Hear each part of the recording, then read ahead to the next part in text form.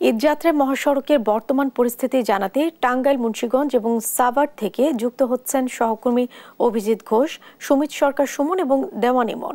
শুরুতে আমরা চলে যাচ্ছি অভিজিতের কাছে।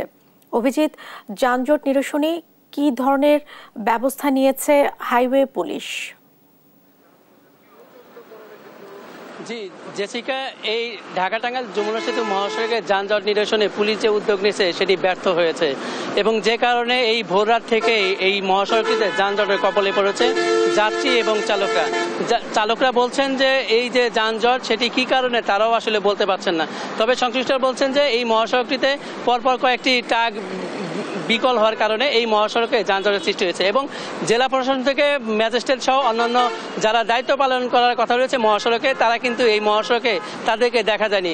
তবে পুলিশ কাজ করছে এই যানজট নিরসনে, কিন্তু তাদের যে কাজে সেই কাজে কিন্তু এই যানজট নিরসন হচ্ছে না, ফলে দীর্ঘ ভোগান্তিতে পড়েছে উত্তরের পথের মানুষের লোকজনের।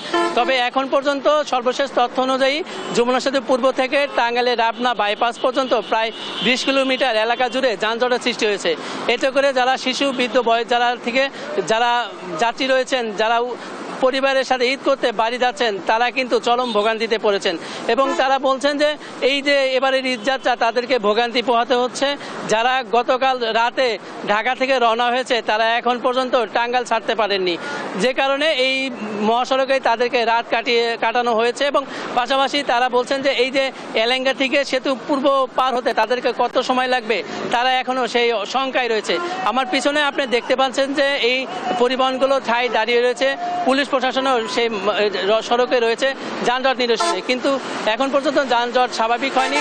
ভোগান্তি নিয়ে মানুষ উত্তরের পথে যাচ্ছে এবং সর্বশেষ যে আপনাকে বলে রাখি যে যমুনা সেতুতে গত 24 ঘন্টায় প্রায় 52,000 পরিবহন পারাপার হয়েছে।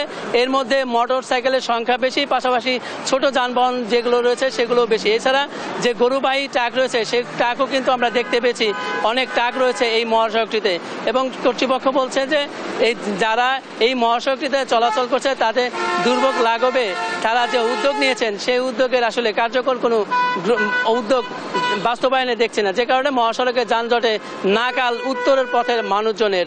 এবং আপনি জানেন যে যমুনা সেতুতে এই যে মহাসড়কে যানজটের কারণে যমুনা সেতুতে এক পাশের টোল আদায় বন্ধ করা হয়েছিল এবং সেই পশ্চিম অংশের যে টোল আদায় বন্ধ করার কারণে ঢাকাগামী যে পরিবহনগুলো সেগুলো কিন্তু সিরাজগঞ্জ অংশে আটকে পড়েছিল এবং এই টাঙ্গাইল অংশের যে পরিবহনগুলো সেগুলো কিছু পরিবহন উত্তরের পথে যাওয়ার পরে এই আবার পশ্চিম অংশে তারা হচ্ছে এই মহাসড়কটিতে এই ঢাকার গামী যে লেন রয়েছে টোল বুথ সেটি খুলে দেওয়া হয়েছে এবং এর কারণে সেতু ঢাকা এবং উত্তরগামীর যে লেন রয়েছে সেই লেনে কিন্তু দুই সড়কেই দীর্ঘ সারি তৈরি হয়েছে পরিবহনের এবং কোথাও কোথাও এখনও যানজটের নাকাল অবস্থা রয়েছে।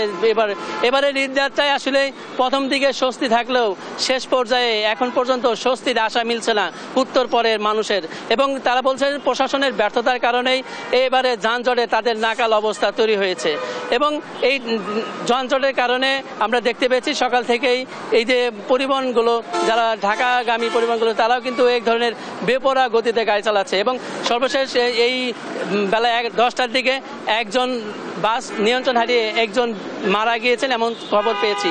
এই ছিল ঢাকা টাঙ্গাইল যমুনা সেতু মহাসড়ক থেকে আমার কাছে সর্বশেষ। আমরা এখন চলে যাব মুন্সিগঞ্জে, সেখানে রয়েছেন আমাদের সহকর্মী সুমিতের কাছে জানবো সেখানকার সর্বশেষ তথ্য। সুমিত, জানাবেন মুন্সিগঞ্জের মহাসড়কের সর্বশেষ কি তথ্য রয়েছে আপনার কাছে? জি ধন্যবাদ আপনাকে। আপনি যেমনটি বলছিলেন ঢাকা এক্সপ্রেসের মুন্সিগঞ্জ প্রান্তে কিন্তু পদ্মা সেতু টোল প্লাজা কিন্তু এখন থেকে প্রায় টোল প্লাজা থেকে কিন্তু প্রায় 5 কিলোমিটার এলাকা জুড়ে কিন্তু আসলে একটি জটের সৃষ্টি হয়েছে। এখানে কিন্তু কর্তৃপক্ষের সাথে কথা বলেছিলাম, তারা কিন্তু যেটি জানিয়েছেন যে সকালে স্বাভাবিক থাকলেও বেলা বাড়ার সাথে সাথে কিন্তু এই মহাসড়কে যানবাহনের চাপ বেড়ে যায়, সেই কারণে কিন্তু টোলে কিন্তু আসলে 5 থেকে 10 সেকেন্ডের মধ্যে করে কিন্তু তারা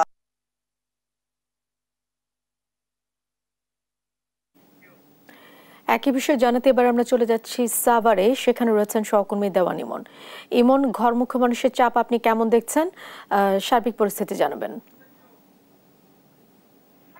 জ্যোতিকা, আপনাকে ধন্যবাদ। আমি এই মুহূর্তে রয়েছি সাভারের আশুলিয়ার যে বাইপাইল ত্রিমুখী যে স্থানটি রয়েছে এখানে, এবং এখানে আজকে আমরা সকাল থেকে দেখেছি যে বৃষ্টির মধ্যেও কিন্তু উপেক্ষা করছেন যারা ঘরমুখী যাত্রী রয়েছেন তারা। এবং এখনকার চিত্রটি যদি আপনাদেরকে দেখাই, যে এই যে নবীনগর চন্দ্রা যে মহাসড়কের চিত্রটি এখন দেখতে পাচ্ছেন, এখানে কিন্তু হাজার হাজার কিন্তু ঘরমুখ মানুষ যারা রয়েছেন তারা কিন্তু সড়কে এসে কিন্তু নির্দিষ্ট গন্তব্যে যাওয়ার যে পরিবহনটি সেটির কিন্তু তারা অপেক্ষা করছেন, এবং এই চিত্রটি কিন্তু আমরা সকাল থেকেই দেখছি। এছাড়া কিন্তু যানজটের বিষয় যদি বলি, যে এখনো পর্যন্ত কিন্তু আমরা কোথাও যানজটের খবর পাইনি, তবে সাভারের বিভিন্ন স্থানে কিন্তু আমরা দেখেছি যে গাড়ির কিন্তু ধীর গতি রয়েছে। তবে তবে স্বস্তির খবর যেটি, যে এখনো পর্যন্ত সাভার এরিয়াতে, সাভার, আশুলিয়া এবং ধামরাইয়ের কোনো এলাকাতে কিন্তু আমরা কিন্তু ওইভাবে কোনো যানজট কিন্তু এখন দেখিনি। তবে অন্যান্য বছরের তুলনায়, অন্যান্য বছরের মতো কিন্তু এবছরও দেখেছি যে ভাড়া নিয়ে যে নৈরাজ্যটা শেষ সময় এসে বা ঈদের দু একদিন আগে যে ঘটনাগুলো ঘটে, যে পরিবহনের একটা সংকট দেখা দেয় সড়কে,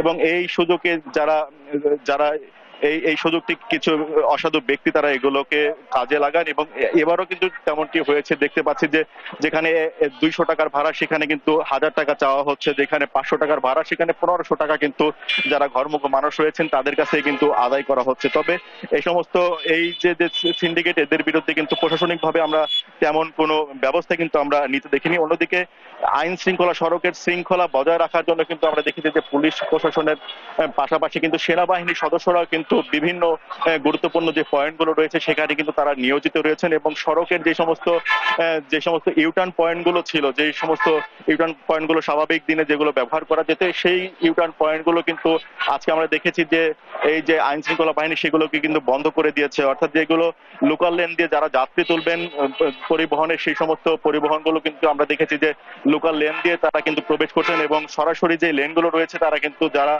ইতিমধ্যে যাত্রী তুলেছেন তারা কিন্তু চলে যাচ্ছেন। অনেককে আমরা আবার দেখেছি যে এই যে পরিবহন সংকটের কারণে কিন্তু তারা তাদের নির্দিষ্ট গন্তব্যে ঘন্টার পর ঘন্টা অপেক্ষা করে না যেতে পেরে কিন্তু দেখছি যে পিক আপে করে এবং পশুবাহী যে সমস্ত ট্রাকগুলো কিন্তু রাজধানীতে প্রবেশ করছে, সেই সমস্ত ট্রাকেও কিন্তু আমরা অনেককে দেখছি যে তারা কিন্তু সেই সমস্ত সেই জীবনের ঝুঁকি নিয়ে কিন্তু অন্যান্য বছরের মতো এবারও কিন্তু তারা সেই জীবনের ঝুঁকি নিয়ে কিন্তু এই যে নারীর টানে তারা যে বাড়ি ফেরার যে উদ্দেশ্য তারা রওনা হয়েছেন। আমরা শিল্প পুলিশের সাথে কথা বলেছিলাম, শিল্প পুলিশ আমাদেরকে যেমনটি জানিয়েছেন যে গতকালকে কিন্তু সাভারের প্রায় 60% কলকারখানা ছুটি ঘোষণা করা হয়েছে, এবং বাকি যে সমস্ত কলকারখানাগুলো ছিল সেগুলো কিন্তু আজকে কিন্তু ধীরে ধীরে কিন্তু সেগুলো কিন্তু ছুটি হচ্ছে, এবং গতকালকে কিছু সংখ্যক লোক কিন্তু এই নগরী ছেড়ে কিন্তু তারা গ্রামে গিয়েছেন, এবং আজকেও কিন্তু সকাল থেকে দেখেছি যে আমরা যারা ঘরমুখ মানুষ রয়েছেন তারা কিন্তু এই সাভার, আশুলিয়া, নবীনগরের বিভিন্ন পয়েন্টে কিন্তু তারা এসে জমায়েত হয়েছেন, এবং তাদের যে গন্তব্যের উদ্দেশ্যে যে সমস্ত পরিবহন তাদের সেই এলাকায় যাবেন সেগুলোর কিন্তু তারা অপেক্ষা করছিলেন। সব নিয়ে বলা চলে যে এখনো পর্যন্ত যানজটের কোনো চিত্র কিন্তু আমরা এই সড়কে দেখিনি, তবে গাড়ির ধীরগতি রয়েছে। এবং দুর্ভোগের যে বিষয়টি সেটা হচ্ছে যে এখন কিন্তু গণপরিবহনও অনেকাংশে কমে এসেছে, যেহেতু অনেক গাড়ি কিন্তু ইতিমধ্যে কিন্তু এই শহর ছেড়ে গ্রামের উদ্দেশ্যে রওনা হয়েছে, সেই সমস্ত গাড়িগুলো কিন্তু এখনো ঢাকা এসে পৌঁছায়নি, যে কারণে কিন্তু কিছুটা পরিবহন সংকট দেখা দিয়েছে। তো এই ছিল আমার কাছে সাভারের সড়ক পরিস্থিতির সর্বশেষ খবর। ইস্তিকার।